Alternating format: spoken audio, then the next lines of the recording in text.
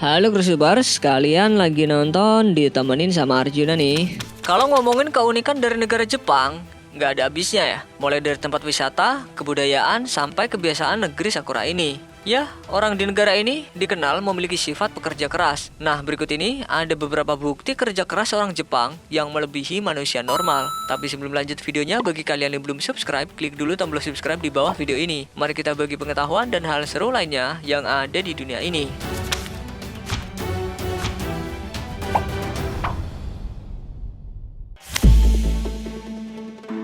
Kalian tentu masih ingat kan, beberapa waktu lalu sempat viral di mana ada dua supporter asal Jepang yang terlihat sedang memungut puntung rokok yang berserakan dan membuangnya ke tempat sampah saat perhelatan Asian Games. Porque ganaron, pero mire lo que están haciendo. Felicitaciones. Felicitaciones. Muchas gracias. Ganaron, felicitaciones. El orden, eso es lo que los hace a ellos mejor y Harusnya sih ini jadi tamparan untuk kita semua. Gimana enggak? Jelas-jelas orang asing yang sedang berada di Jakarta ini justru sangat memperhatikan kondisi Gelora Bung Karno yang memang pada saat itu sedang dipadati dengan ribuan pendukung dari berbagai negara maupun lokal. Meski matanya terlihat sembab karena timnya kalah pada ajang tersebut, tetapi putra-putri asal Jepang ini terlihat jongkok dan memungut satu persatu puntung rokok dan sampah yang berserakan di jalan.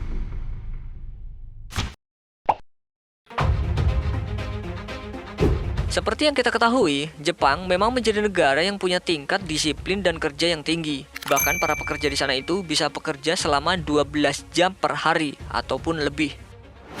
Nah, karena hal ini pula, banyak orang Jepang yang kekurangan waktu istirahat. Bahkan Kementerian Kesehatan Tenaga Kerja dan Kesejahteraan Jepang melakukan survei pada 6.500 pria dan wanita di atas 20 tahun terkait gaya hidup seperti waktu tidur dalam sehari. Dari hasil survei menyebutkan bahwa 36% pria dan 42% wanita itu tidurnya kurang dari 6 jam. Sementara responden yang berumur 40 tahun hingga 49 tahun yang tidur kurang dari 6 jam mencapai 50%. Wow, ini sih namanya totalitas tanpa batas ya. Tidur kurang dari 6 jam per hari itu sangat melelahkan dan berbahaya. Maka wajar aja kalau pemerintah setempat itu mencanangkan program Inemuri, di mana perusahaan harus memberikan waktu pekerjanya untuk tidur, meski di sela-sela waktu kerja.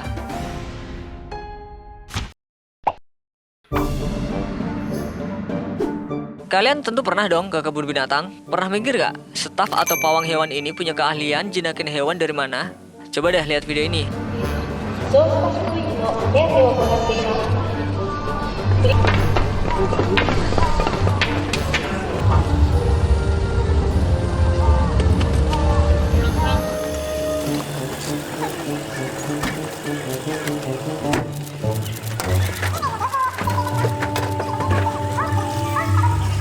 Di Jepang, rupanya ada cara unik untuk melatih para staf di kebun binatangnya. Bukan berhadapan langsung dengan hewan asli. Di sana justru ada staf yang sengaja menggunakan kostum hewan. Staf yang menggunakan kostum hewan ini akan berperan sebagai hewan yang lari dari kandang, dan beberapa staf lainnya bertugas untuk menangkap si hewan palsu itu. Simulasi ini dimaksudkan agar para pekerjanya ini bisa latihan dalam mengatasi insiden pelarian hewan.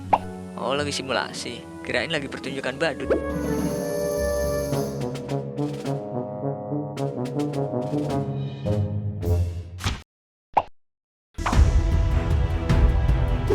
Perusahaan Jepang emang dikenal punya sejumlah peraturan yang ketat untuk para karyawannya. Salah satunya yang terjadi di perusahaan media NHK. Seorang wartawan bernama Miwasado ditemukan meninggal dunia di usianya yang baru menginjak 31 tahun. Inspektur Ketenagakerjaan memutuskan bahwa kematian wartawan ini disebabkan karena kerja paksa. Meski merasa lelah dengan sistem kerja lembur, namun sebagai bentuk kerja keras dan kepatuhan dalam menjalankan tugas, sampai akhir hayat Miwa memang selalu menjalankan tugasnya sebagai seorang jurnalis. Di kantor pusat NHK Tokyo mencatat waktu lembur Miwa ini selama 159 jam dan hanya libur 2 hari dalam sebulan. Ya wajar aja, di usia mudanya ini mengalami gagal jantung karena keletihan. Kematian akibat keletihan ini memang sudah umum di Jepang, sehingga ada sebuah istilah yaitu karoshi yang artinya kerja sampai mati.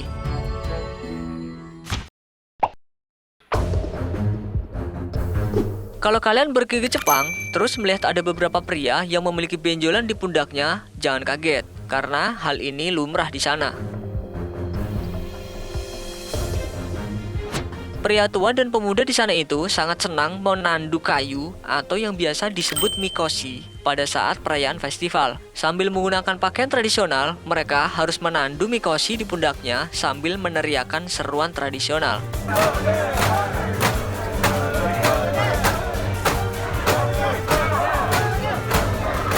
Kegiatan ini benar-benar menguras tenaga dan ketahanan fisik. Bahkan saking seringnya menahan beban mikoshi ini, benjolan keras muncul di pundak mereka.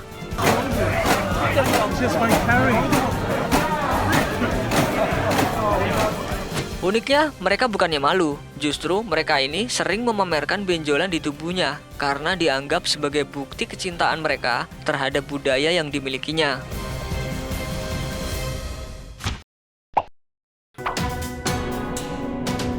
Karena merasa bertanggung jawab atas perilaku karyawannya yang kurang menyenangkan, seorang bos di perusahaan Jepang meminta maaf di media televisi. Kesalahan yang dilakukan karyawan perusahaan itu memang terbilang ringan, yakni hanya karena meninggalkan meja kerjanya untuk beristirahat dan membeli makan siang. Namun ternyata, kebiasaan karyawan yang berusia 64 tahun itu sudah selama 7 bulan ia lakukan. Bahkan sebagai sanksi, si bos perusahaan ini juga memotong setengah gaji karyawannya itu. Para atasannya pun melihat hal ini sebagai pandangan yang negatif dan dianggap tidak efisien dalam bekerja. Ya, si karyawan dianggap membuang 78 menit waktu bekerja untuk makan siang. Menurut kalian gimana nih?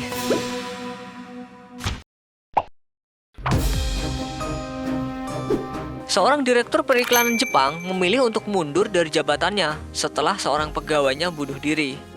Tadashi Ishii yang memimpin perusahaan Dentsu sejak tahun 2011 terpaksa mundur dari jabatannya. Hal ini dikarenakan bahwa salah satu karyawannya bernama Matsuri harus tewas bunuh diri di usianya yang baru menginjak 24 tahun. Sebelum tewas bunuh diri, Matsuri diketahui depresi karena dirinya dipaksa untuk kerja lembur ratusan jam oleh perusahaannya.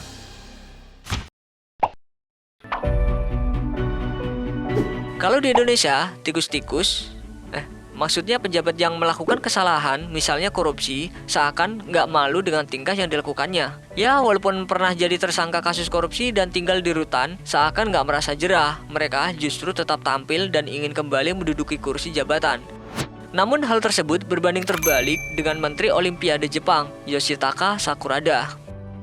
Pak Yoshi resmi menyatakan mundur dari jabatannya karena dia merasa mendapat tekanan besar atas rangkaian kelalaian yang dia lakukan terhadap negaranya, termasuk upaya pemulihan di wilayah Tohoku yang rusak akibat gempa dan tsunami pada 2011 lalu.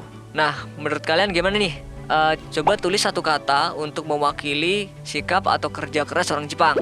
Kita tunggu di kolom komentar ya.